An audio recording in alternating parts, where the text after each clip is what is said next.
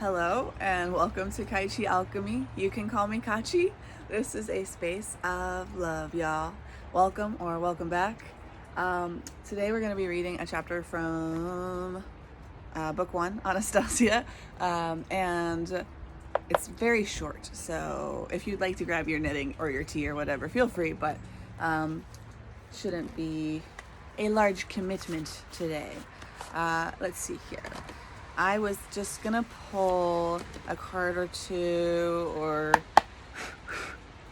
something like that from the Herbal Tarot deck by Michael Tierra and Candice Canton.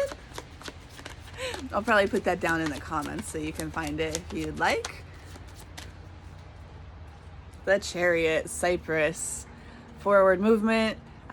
It's also Cancer energy, so that's like giving and receiving love. That's like family. It's like home, water energy, but also Cypress, not like the tree. I might take a picture of the guidebook and put that in the community tab because that's interesting to me. There's also a yin yang on this particular version of the Chariot card, so there's something about balance here. We were talking, I think, in the last chapter about juggling and finding the balance between something and kind of creating this snaky motion that is the nature of keeping your balance in a dualistic universe, right? Okay. He's also got the sun, the moon, the star.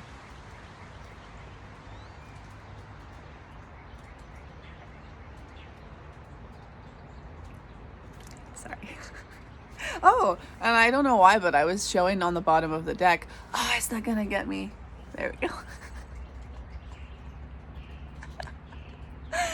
Okay. Well, Adventures of the Internet.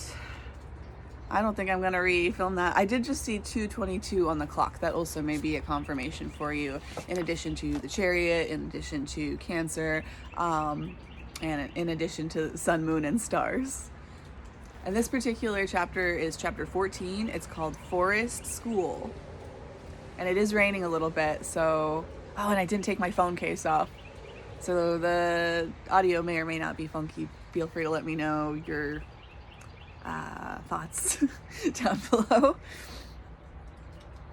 Forest School. Tell me, Anastasia, is this the way your parents brought you up? She responded after a brief pause, during which I gathered she was recollecting her childhood. I remember practically nothing of my papa or mama in the flesh. I was brought up by my grandfather and great-grandfather, pretty much as I have explained to you. But you see, I myself had a good feeling very early on for nature and the animal world around me. Perhaps I was not aware of all the details of how it operated, but that is not important when one has a feeling for it. Grandfather and great-grandfather would approach me from time to time and ask questions and expect me to answer them. In our culture, older generations treat an infant or young child virtually as a deity and use the child's responses as a check on their own purity. I began asking Anastasia to recall some specific question and answer. She smiled and told me, "Once I was playing with a little snake. I turned around and there was grandfather and great-grandfather standing right behind me, smiling. I was very delighted since it was always interesting being with them.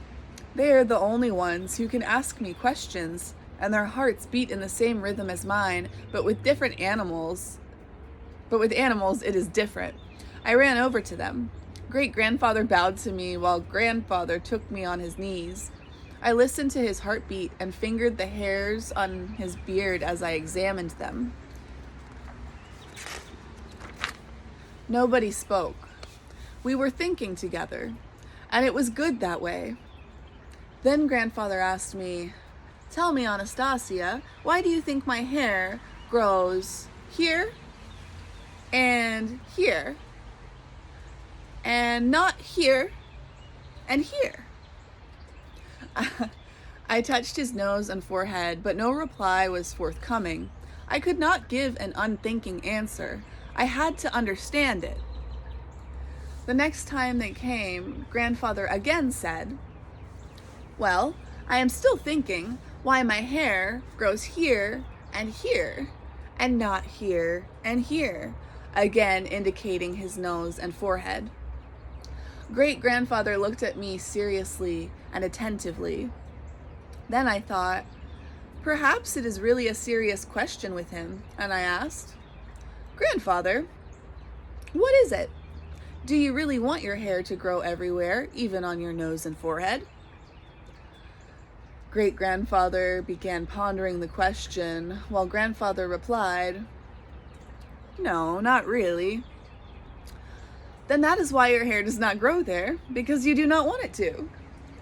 He reflected on that, stroking his beard, and mused, as though he were putting the question to himself.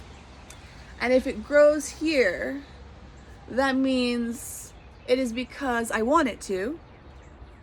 I confirmed his thought. "Of course, grandfather, not only you, but I and the one who thought you up." At this point, great-grandfather asked me rather excitedly, "And who was it that thought him up?" "The one who thought everything up," I replied. "But where is he? Show me," great-grandfather asked, bowing to me. I could not give him an answer right away, but the question stayed with me, and I started thinking about it often. "And did you eventually give him an answer?" I asked Anastasia. I gave him an answer about a year later, and then they started asking me more questions, but up until the time I gave the answer, neither grandfather nor great-grandfather had asked me any new questions, and I began to get very concerned. Man, I feel like that one came through with lots of hiccups.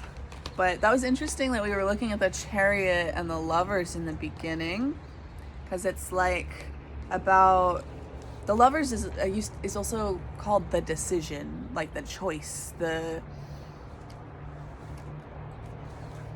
and so I feel that you may be contemplating a choice in regards to home, family, emotional fulfillment, and like what that means to you. And in the books, there's a lot of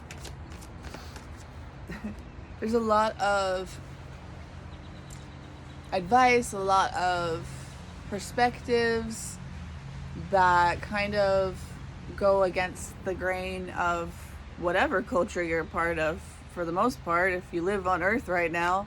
And so there's a certain amount of intentionality and like the need to make a real choice about what you want your life to look like in regards to home, in regards to family, in regards to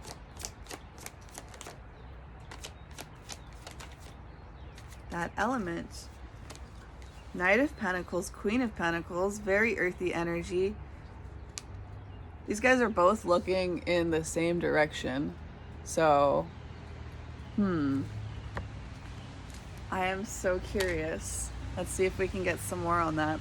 Oh, the moon? Maybe not. I mean, some things need to be cloaked in mystery for certain periods of time when they need to be cloaked for certain periods of time, and I'm definitely getting that here. Lemon Balm may be a confirmation for you. Salamanders, Scorpions. Yeah, the full moon. Maybe something about the next full moon, which I believe is going to be on February 1st, and it's going to be in Leo. So perhaps also something about that. Leo is the child. So I'm definitely getting a lot of, the moon is the mother, child, reparenting. So just kind of the vibe of contemplating these themes and these topics until Spirit is ready to provide you with the next step of what to do with that contemplation. Because if you come at it with a very strict or like a very prideful or like a very specific, if you have specific intentions or expectations and you're trying to analyze instead of contemplate, then you're probably not going to find the right answer that you're looking for. So be patient. I feel that February is going to be a very different kind of energy for all of us, and so maybe something will become clear then, and you'll be able to take this new step with love and energy and vigor and enthusiasm. And